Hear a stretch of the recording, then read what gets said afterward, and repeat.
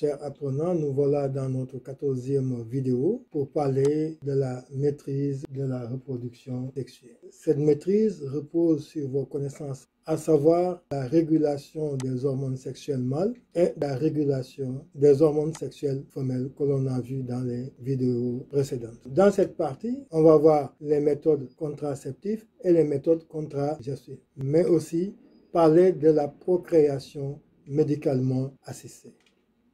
Contraception, ce sont des méthodes utilisées par des couples ayant des rapports sexuels qui empêchent la fécondation, c'est-à-dire la conception d'un embryon.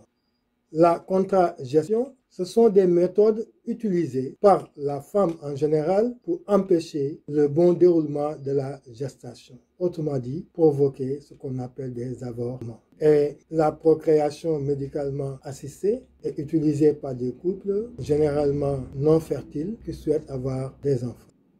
Dans cette contraception, on a ce qu'on appelle des méthodes barrières qui empêchent la rencontre des spermatozoïdes avec les ovules. Parmi ces méthodes, vous avez les préservatifs masculins qui empêchent la libération des spermatozoïdes dans le vagin de la femme. On a aussi des préservatifs féminins qui, comme le préservatif masculin, empêchent de déposer les spermatozoïdes dans le vagin de la femme. On a ce qu'on appelle des diaphragmes que l'on enfonce au fond du vagin, couvrir le col de l'utérus, ce qui empêche les spermatozoïdes de passer dans l'utérus. On a les spermicides. Parmi on a les ovules qui ont pour rôle de détruire les spermatozoïdes, ce qui empêche de rentrer dans l'utérus. Alors, en plus de ces barrières qui empêchent les spermatozoïdes de franchir le col de l'utérus, c'est-à-dire traverser la glaire cervicale, on a aussi des dispositifs intra-utérins appelés stérilet. Ces stérilet simplement déposés par des spécialistes n'empêchent pas la fécondation, mais rendent difficile la nidation. Donc, l'œuf peut être bien formé, mais avec la destruction de l'endomètre, les règles vont entraîner la cellule œuf vers l'extérieur de l'organisme. Il y a des stérilets qui renferment des gaines de cuivre. Ces stérilets jouent deux rôles. Tuer les spermatozoïdes qui ont eu la chance de franchir. Et si par hasard un spermatozoïde venait à féconder l'ovule, on va assister, comme dans le premier cas, à une nidation difficile. En plus de ces barrières et des dispositifs intra-utérins, nous avons des contraceptions orales, hormonales, communément appelées pilules. Ces pilules renferment en général de l'oestrogène et de la progestérone, c'est pourquoi on les appelle des pilules combinées. Parmi ces pilules, la plus connue, c'est les pilules de 21 jours, où la femme consomme ça pendant 21 jours et laisse reposer l'organisme, ce qui entraîne les règles après le 28e jour. Ces pilules ne sont pas seulement faites pour la contraception, mais ça permet aussi de réguler le cycle de la femme. Ces pilules, une fois absorbées, vont, comme tous les aliments, passer dans le sang et vont agir à 3 niveaux. Au niveau de la glaire cervicale, il y aura un épaississement. Donc, la traversée sera difficile pour les spermatozoïdes au niveau du col de l'utérus. Il y aura absence d'ovulation, mais l'épaississement de la muqueuse sera interrompu et les règles vont se déclencher, ce qui va entraîner la libération de notre embryon. Parmi ces contraceptifs hormonaux, on a ce qu'on appelle les pilules d'urgence, ou bien notamment les pilules du lendemain. On va avoir deux types de pilules. Le premier cas, ce sont les pilules que l'on prend en cas de rapport sexuel pas ou mal protégé en période fécondante avant l'ovulation. Après l'éjaculation de l'homme, dans les heures qui suivent, la femme peut prendre ces pilules qui vont diffuser dans son sang et agir au niveau de l'ovaire, mais aussi de la muqueuse utérine. Au niveau de l'ovaire, empêcher l'ovulation et modifier le développement de la muqueuse utérine. Le deuxième cas, c'est en cas de rapport sexuel mâle ou pas protégé en période fécondante, pendant ou après l'ovulation. Donc, vous comprenez ici qu'on ne peut plus empêcher l'ovulation, mais on va agir sur la nidation. Donc, comme vous le voyez ici, après le rapport, il y a eu fécondation, mais le fait d'absorber cette pilule va entraîner une modification de l'endomètre, ce qui va rendre difficile la nidation et entraîner les règles qui vont expulser la cellule œuf. L'autre type de pilule, ce sont les pilules contragestives. Donc ce sont des pilules qui entraînent l'interruption de la grossesse. Ces pilules renferment en général une molécule que l'on appelle le RU486. La contragestion s'applique chez les femmes en début de grossesse. Alors, comme vous le savez, le corps jaune pendant la grossesse continue à produire la progestérone qui entraîne le maintien de la muqueuse utérine. La progestérone se fixe sur ces récepteurs spécifiques qui se trouvent au niveau des cellules de l'endomètre. Et c'est sur ces mêmes cellules que se fixe cette molécule RU486.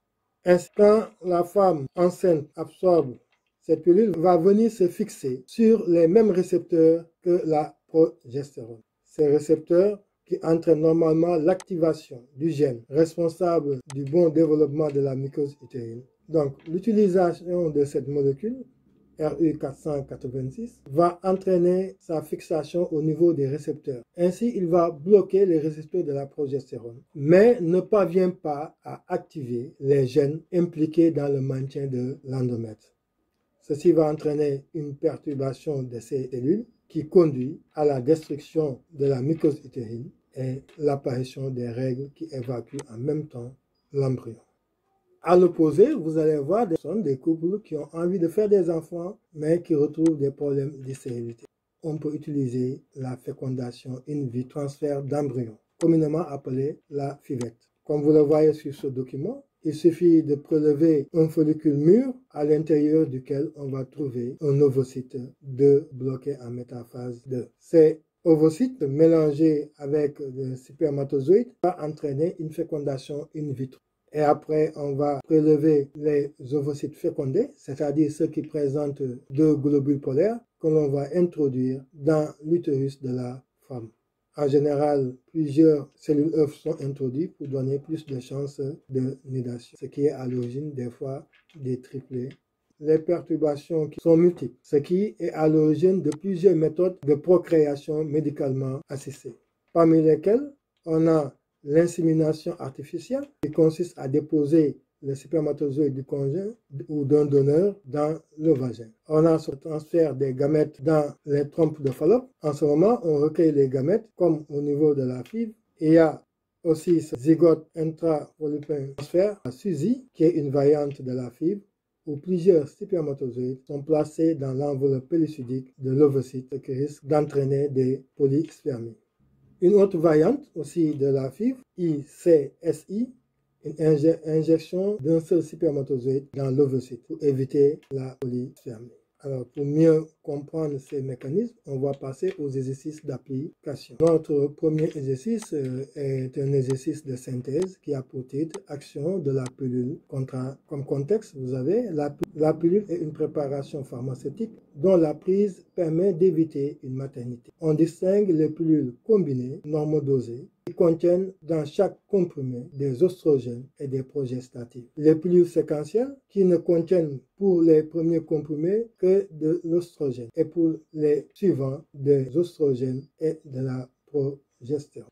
Et les micropilules qui sont uniquement constituées de progestatifs. Comme consigne, vous avez, à partir de l'analyse des documents 1 et 2, expliqué le mode d'action de la pilule contraceptive. Notre premier document a pour titre effet d'un contraceptif trop progestatif sur les sécrétions hormonales hypophysaires. Contexte du document, on réalise des dosages hormonaux chez une jeune femme tout au long d'un cycle ovarien normal, puis au cours du premier mois de la prise d'une pilule contraceptive contenant oestrogène progestérone de synthèse.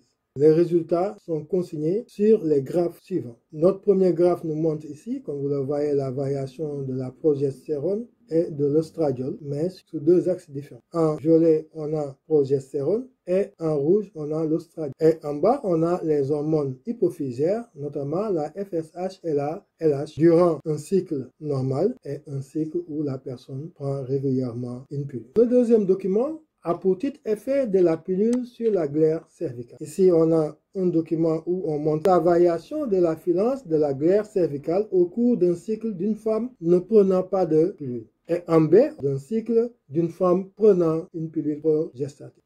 C'est un exercice de synthèse, donc pour passer à la résolution, on doit se rappeler que pour chaque document, on doit faire une analyse constituée de deux parties. Une première partie qui consiste à présenter le document et la deuxième partie, l'analyse proprement dite.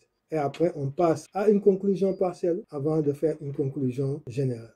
Comme correction, je vous propose ceci. Pour le document 1, l'analyse. Ce document est un double graphe montrant la variation du taux de progestérone, d'oestrogène, de LH et de FSH d'une femme lors d'un cycle sans pilule et d'un cycle sous pilule. Durant le cycle normal, le taux d'ostradiol augmente de 40 à 100 picogrammes par litre à millilitre du 7e au 12e jour, avant de chuter progressivement après l'ovulation jusqu'à 50 picogrammes par millilitre. Ce taux reste constant à cette valeur durant le cycle avec prise de pilule. Le taux de progestérone passe de 0 à 20 nanogrammes par millilitre du 14e au 20e jour, avant de s'annuler au 24e jour. Cette hormone est absente lors de la prise de pilule. Le taux de LH connaît un pic de 70 mini-unités par millilitre et celui de la FSH un pic de 20 mini-unités par millilitre au 13e jour d'un cycle normal. En dehors de cette période et durant le cycle avec prise de pilule, le taux de ces hormones reste faible autour de 20 mini-unités par millilitre. Alors, comme conclusion partielle, je vous propose ceci. La prise d'un contraceptif oral provoque une disparition des pics d'oestrogène et de progestérone, ainsi que ceux de LH et de FSH. Les pilules contraceptives exercent donc un retrocontrôle négatif permanent, empêchant un pic de LH à l'origine de l'ovulation. Le deuxième document, analyse.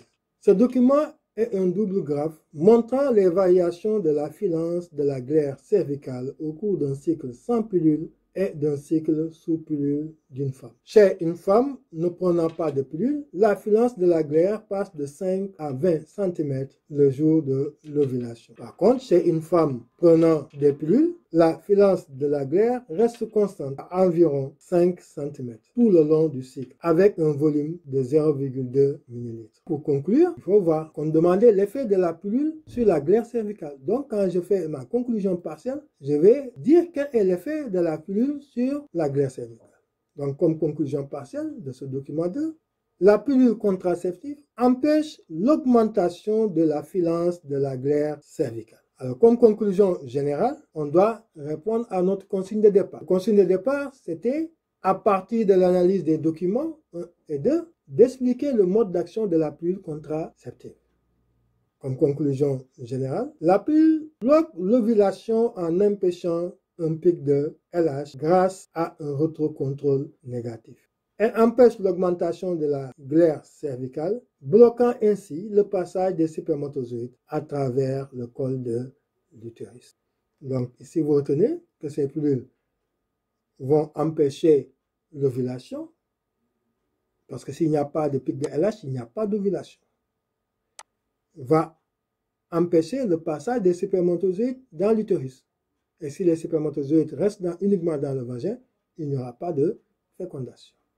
Ainsi prend fin notre séance d'aujourd'hui. On se donne rendez-vous la prochaine fois, mais je vous demande comme toujours de liker et surtout de partager pour vos camarades de classe qui n'ont pas encore intégré cette chaîne. Donc je vous donne rendez-vous la prochaine fois.